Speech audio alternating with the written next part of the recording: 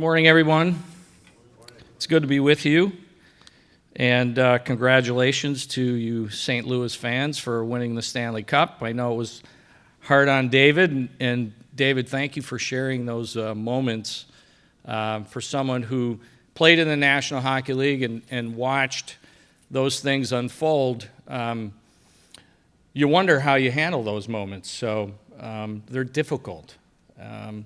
Thank you for sharing and making yourself vulnerable of sharing those difficulties. And that's what we have this morning, not just moments of fun and all-stars. It's also how we respond to difficulties. I have the honor and the privilege to run hockey in the United States, our Olympic teams, our men's, our women's. It's a great honor. At last year's All-Star game, it was the first year that I was in this position, and I mentioned at that time, and I'm going to mention it this morning, that it came at a loss. Jim Johansson, 54 years old, had a heart attack and passed. And I shared last year, and I'll share with you again, that Jim was a good friend of mine, and I never had the chance, and it's one of my regrets, to share the gospel with him.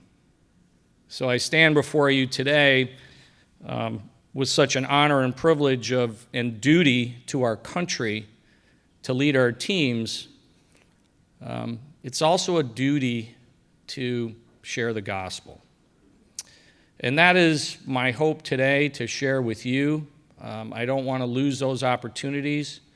Sometimes they come daily, sometimes they come weekly, sometimes monthly. I will share with you that on Monday of this week, we had a prospect game of the top 42 upcoming players for the NHL draft. Most think that it was a success. And when I addressed the players prior to the game, because we wanted to have a good hockey game, because sometimes they turn into all-star games, but I wanted to have a good game for two purposes. One, so that they know that they're always being watched on and off the ice. And two, is that everybody has an opportunity to make our Olympic team. So for you young hockey players in the audience, I know there's probably a few, you have an opportunity too, but you have to understand that somebody's always watching. And as Christians, I think we have that same view. The question is, how do we respond?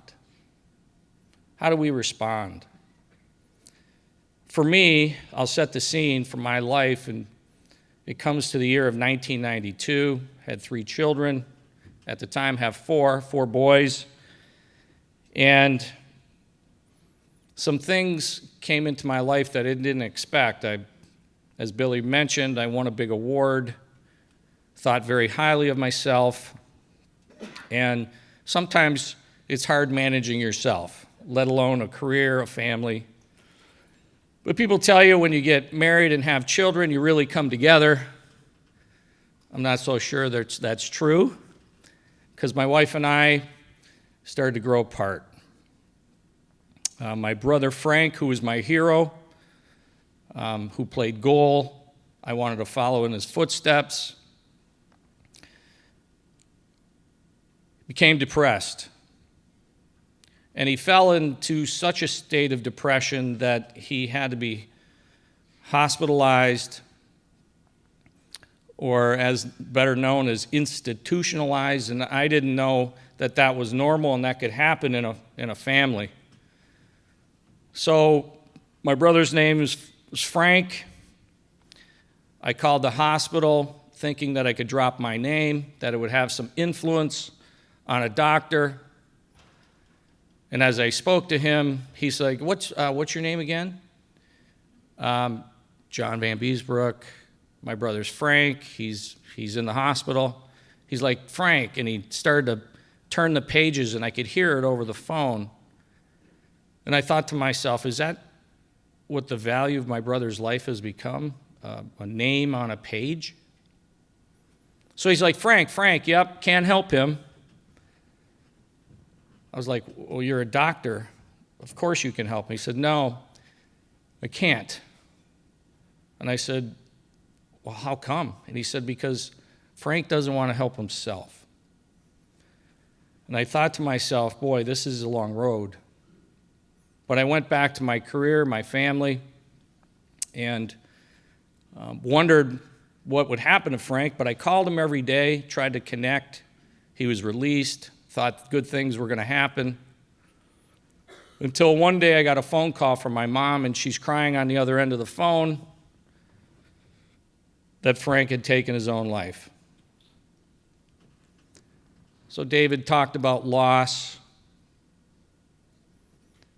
You may be here today experiencing that. I don't know. How was I to respond? At the same time, there were 2 new expansion teams coming in the National Hockey League, one in Anaheim, one in Florida, 2 great places to go play golf, so I was happy that I'd be going to a golf destination, and I ended up in Florida. My wife went ahead with our 3 boys at the time and entered our 5-year-old at the time into a school where he was not accepted. So I had a call with my wife. She's crying on the phone. He's 5 years old. What kind of school doesn't accept a 5-year-old? Well, he has this new thing. It's called ADD. He was diagnosed with attention deficit disorder. What is that? Well, that's when you can't focus on things for a long period of time. And I'm like, okay, well, the whole country has that issue, so what's the problem?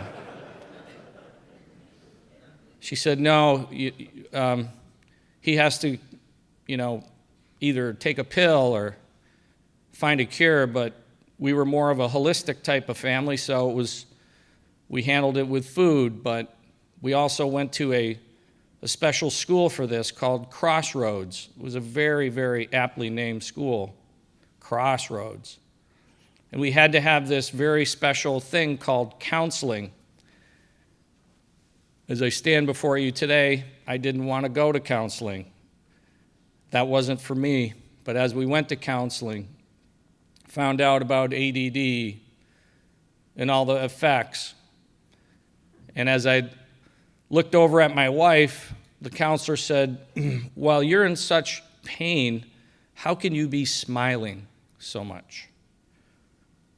And my wife immediately wiped the smile off her face. At that moment, we were at a crossroads, but there was good news. Because my wife, at the school that my son was not allowed to attend, had a pastor come alongside and said, we have this group called a Moms to Moms group. Why don't you go to it? And there were other women there that were going through difficulties, and they loved on her. And at the same time, Hockey Ministries International had started a chapel with the Florida Panthers through a Christian hockey coach, Roger Nielsen. And so Roger didn't make it mandatory, he just made it voluntary. Hey, you want to go to this chapel, you can show up. I was the only one to show up. And met a chaplain named Steve. And like the stories that you've heard, we met at a place called the IHOP. Very spiritual place. I had one guy come up to me once and say, is that the International House of Prayer? I said, no, it's a place where you get pancakes. So we met, and he would ask me one question every time we met. John, where's Jesus in your life? And I'd say, yeah, I know I'm one of those C&E Christians, go to church on Christmas and Easter, and, I know Jesus. I grew up with Jesus a little bit. And so we would talk and I'd move on. And at the same time, I could see my wife start to change. And I wondered what was going on in her life. And she came up to me one day and said, "I'd like to go to church." And I was like, "No, not church." So I relented because she was changing. I wasn't changing. She was changing. I relented, and we had played in Boston. Flying back, you get in about 3 o'clock in the morning, and we're going to church. Walking into the church, the pastor standing outside the church. He was wearing a robe, so he was very identifiable. And I had my head down, and I was going to go through that door and he locked eyes on me. And I could see it. Stopped at the door, shook his hand, and he said, "You must be some kind of Christian. I watched you play last night, and here you are at church. What a great role model." And I was dying. Dying. I walked in the church, and we had the session, and out we went. Met with Steve. "Where's Jesus in your life?" And I got mad at him. And I said, "Steve, that's enough about asking me where Jesus is in my life. I can hug and hold my children and my wife, but do you see Jesus around here? I don't see him." And I was making a bit of a scene in the IHOP. And I was upset. And he says, "Yeah, and he got a little confrontational with me, and that wasn't his MO. Usually he backed down. And he said, "John, if you really want to help yourself," that was the same message that the doctor said to me. "If you really want to help yourself, you would just let Jesus into your life. He doesn't care about where you put him and all these things. Just let him in." And as he said that, my heart opened up. When my brother passed, I never cried. Was vanity that deep that I couldn't cry? But that day, I started to cry. And as my heart opened up, he said, "Hey, reach out your hand and we'll pray a prayer." 2 guys holding their hand in an IHOP, probably something I didn't want to have happen. So we prayed. I looked up. How was I to respond? Am I going to be one of those guys? Would I be traded like Lori? What would my teammates think of me?